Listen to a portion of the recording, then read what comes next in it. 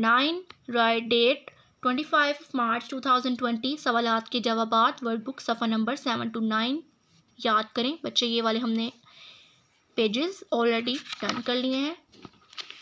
Next one is period number 10 right date 26 of March 2020 grammar worksheet number 3 workbook सफ़ा number 46 and 47 plus मश्क 7 किताब सफ़ा number 9 page number 46 worksheet number 3। Maria को अपनी पसंद का लंच बॉक्स खरीदना था। इसके पास इतने पैसे नहीं थे, चनाचा इसने हर महीने बचत करने का मंसूबा बनाया। हर हफ्ते थोड़े थोड़े पैसे बचाकर आखिरकार वो अपने मकसद में कामयाब हो गई। इसी तरह आप भी अपनी पसंदीदा चीज़ सिर्फ चंद हफ्तों की बचत से ख़रीद सकते हैं। अपना मंसूबा बनाएं। 4 क्लास इसमें हमें उसने एक पूरा फॉर्मेट दिया हुआ है। इसमें हमने बस एक चीज़ सेलेक्ट करनी है कि हम आप कौन सी चीज़ खरीदना चाहते हैं। यहाँ हमने लिया है कि आपने क्या चीज़ खरीदनी है। हम ले रहे हैं किताबें, कि हमें किताबें खरीदनी हैं जिसकी कीमत इस चीज़ की कीमत कितनी होगी 500। अभी मेरे पास कितने पैसे मौजूद हैं 300।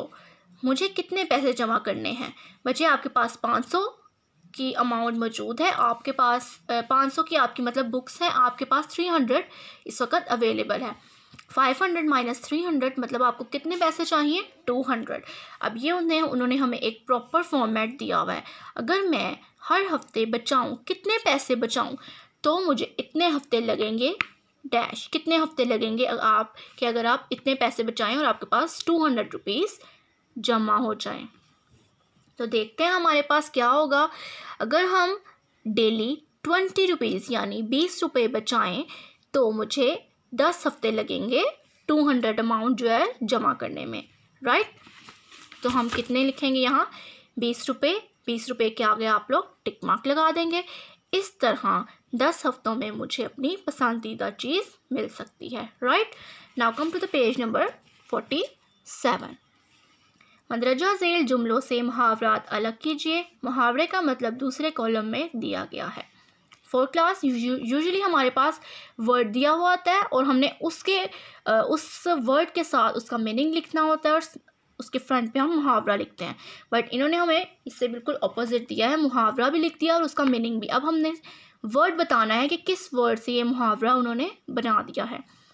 रीड करेंगे। बुनियाद रखना। इस कारोबार की दाग बैल तो हमारे बुजुर्गों ने ही डाली थी। इसमें हमारे पास वर्ड इज़ दाग बैल डालना। क्या लिखेंगे हम यहाँ दाग बैल डालना। नंबर 2 इज़ हर्फगिरी करना जिसका मीनिंग है नुक्ताचीनी करना। रहीम को हर्फगिरी से फुर्सत मिले तो वो कोई काम करे।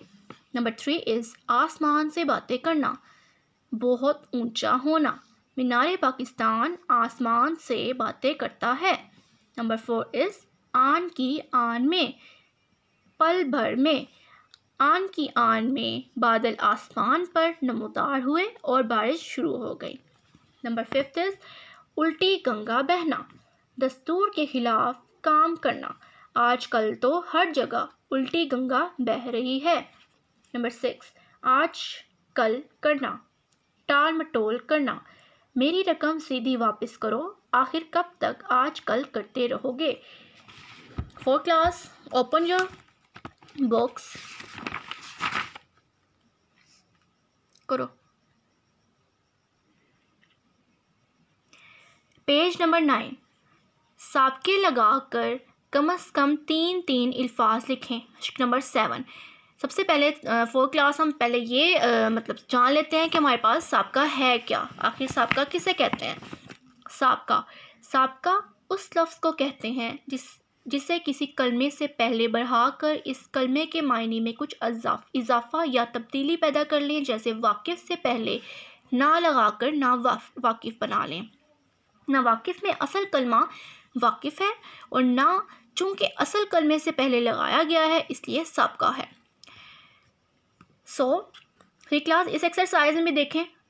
अगर हम इन अल्फाज के ऊपर कुछ रख दें तो देखें ज़ुबान, गैर, समझ, पर, वजह, ये बखुद एक वर्ड है। लेकिन अगर हम इनके साथ बेज़ुबान, राहगीर कुछ वर्ड्स एक्स्ट्रा लगा दें तो उसे हम साबका कहते हैं। बेज़ुबान, इसमें हमारे पास साबका क्या है? बे से हम कम से कम 3 वर्ड बनाएंगे। बेअक्ल, बेज़ुबान, बेकार। नंबर 2 इज़ राहगीर, राहगर, रहबर, रहजन। नंबर 3 इज़ नासमझ, ना अकल, ना मुराद, नाकाम। नंबर 4 इज़ अनपढ़, अनमोल, अनगिनत, अनबन। नंबर 5 इज़ बिला वजह, बिला मुआवजा, बिला नागा, बिला वास्ता।